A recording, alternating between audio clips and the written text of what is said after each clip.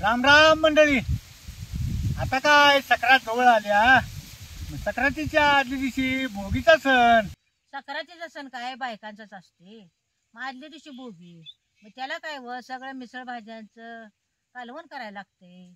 बाजरीची भाकरी तीळ लावून, राळ्या तांदळाचा भात. म्हणूनच आता सगळं भोगीचं ताट करून तुम्हाला दाखवणार आहे.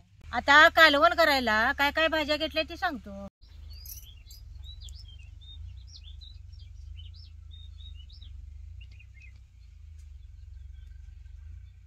एक गाजर असं चिरून घ्यायचं जरा मोठं मोठं. घेवड्याच्या शेंगा मोडून घेतल्यात. वल्ला हरभरा, एक वाटी शेंगदाणा, वल्ला हिरवा वाटाणा, देशी पावटा, वल्ला कांदा पातीसकट चिरून घेतलाय. त्याही 2 वांगी बारीक चिरून पाण्यात टाकलेत. आणि ही कोरट.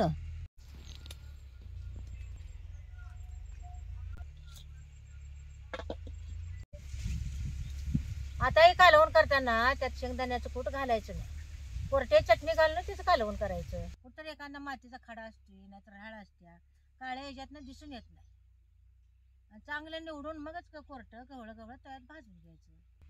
आता हे तवा चांगला तापला, यात कोरट होत.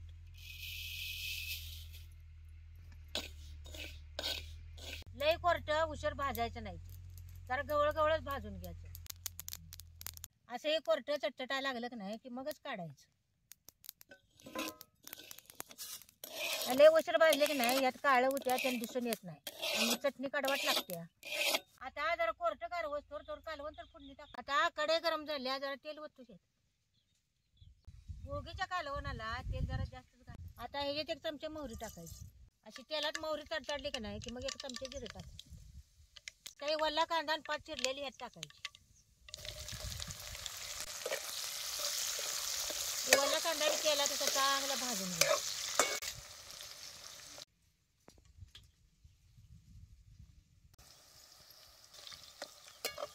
आता हे मोडलेले घेवडे शेंग बिया यात टाकायचे.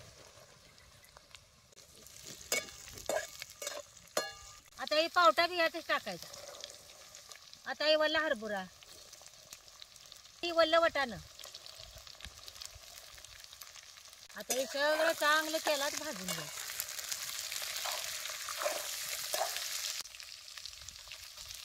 असं हे सगळं तेलात चांगलं भाजून घ्यायचं, नाहीतर कालवण मग खाताना जरा हिरवट लागते. आता ह्याच्यात गाजर आणि वांग लगेच टाकायचं नाही. जरा कालवण शिजत आलं की नाही की मग टाकायचं. ह्याच्या सगळं टाकलं की मग ते लय शिजतंय. जसं भाजत येईल तसं याचा कलर कसा बदलायला लागलाय बघा. आता हे भाजत आलंय,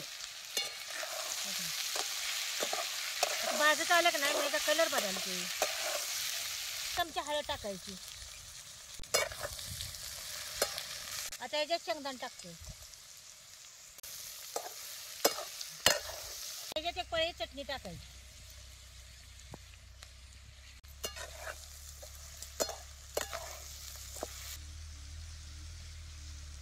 आता याच्यात लगेच पाणी घालायचं नाही.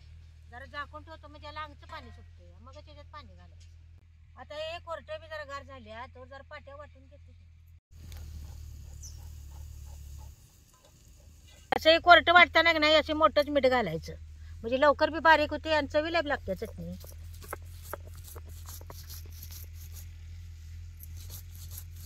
भाजले ते ना लवकर बारीक बी होते. मग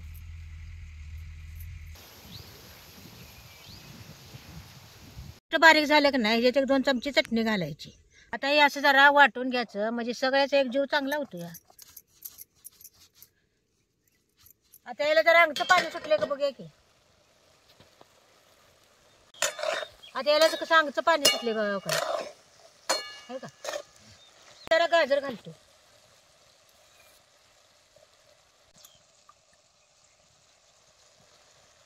त्याच्या वांग बी घालायचं जरा.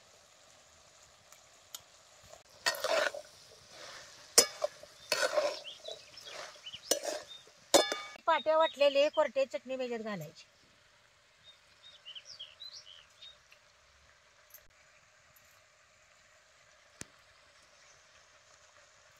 आता हे खिसलेलं वाळलं खोबरं बी ह्याच्यावर टाकायचं.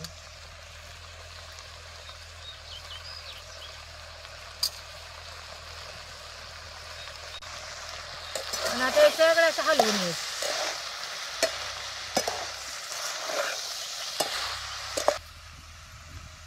त्याच्यातले पाणी घालत नाही, जरा पाण्याचा हापका देऊनच ही भाजी शिजवायची. त्याच्यावर जरा मीठ टाकायचं.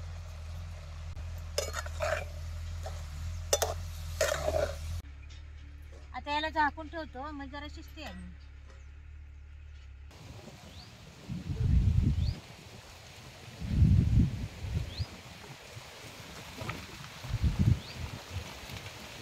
शिजले का उघडून बघतो.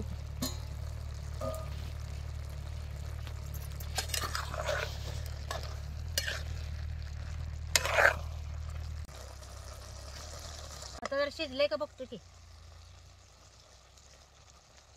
हो काय कसं गरगरी शिजले काय.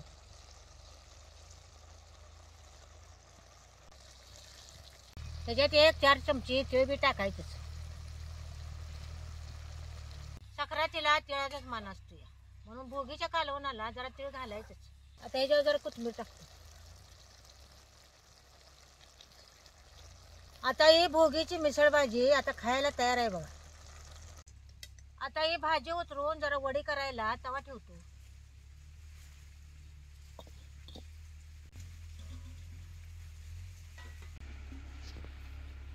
तापला इथे जरा तेल होतो.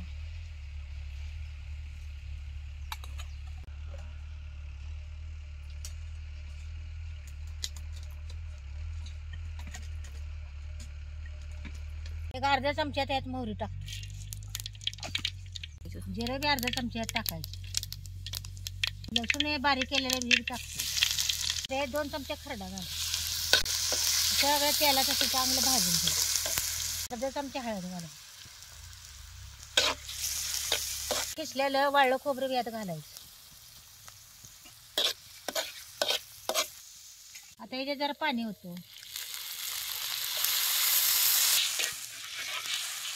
त्याच्यात जरा मीठ टाकायचं. तर चांगली खळखळून उकळी आल्याशिवाय त्या डाळीचं पीठ वैरायचं. त्याला कशी खळखळून उकळी आल्या बघा. आता याच्यात पीठ वैरतो.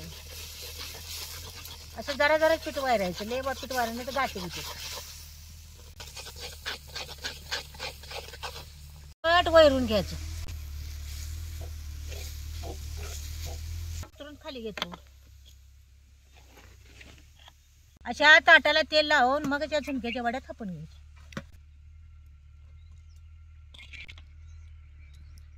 घेऊन असं जरा मळल्यावानी करायचं आणि मगच वड्या थापायच्या. म्हणजे सगळ्याचा एक जीव चांगला होतो या. मळून घ्यायचं चांगलं आणि मगच हे थापायचं. काय पातळ थापायचं जरा पाण्यासाठी द्यायचं.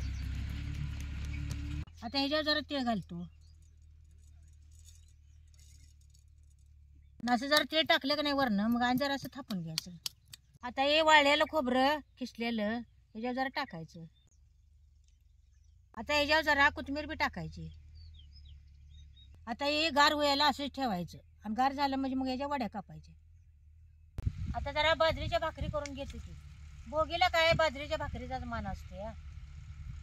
बाजरीच्या भाकरीला उतवणी घालायचं नाही. पिठाला जरा आमचा चिकटपणा असतो. त्याला तर पाणी घेऊन जरा पीठ मळून घ्यायचं.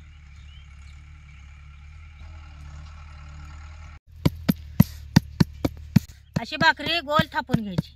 आणि आता अशी भाकरी झाली की नाही ह्याच्यावर असं तीळ टाकून घ्यायचं. तीळ टाकून आणि अशी भाकरी थापून घ्यायची. असं तीळ टाकून भाकरी थापली का नाही की मग भाकरीला चिळ चिकटून बसतात. तवा बी चांगलं तापून द्यायचा आणि मगच भाकरी टाकायची. नाही तर पिठाळ्यावानी होते मग भाकरी. पाणी बी जरा लगेच लावायचं. आणि भाकरीवर जरा पाणी आटल्याशिवाय भाकरी लगेच गुलतायची नाही. आता या भाकरीला पाणी आटले आता जरा उलटून घेतो. बाजरीच्या भाकरी जरा हिरवाटच दिसते. त्या ज्वारीच्या भाकरीवर एकदम पांढऱ्या शिपवत दिसत नाही. बाजरीची पीठ बघितलं कसं लोण्यावानी चिकाट झार आली हो काही. पण भाकरी चिरडत नाहीत काय नाहीत. अशी भाकरी आराला लावायची.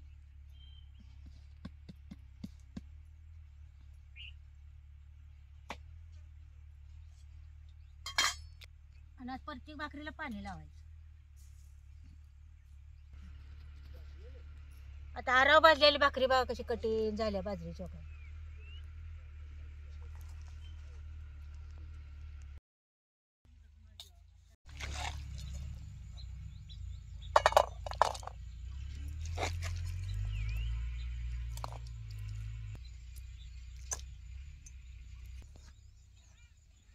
तीळ लावून केलेली बाजरीची भाकरी, सगळ्या भाज्यांचं मिसळ कालवण, राळ्याचा भात दही, मेथीची भाजी, कोरट्याची चटणी, तीळ लावून केलेली बेसनची वडी, वांग, पातीचा कांदा आणि गाजर.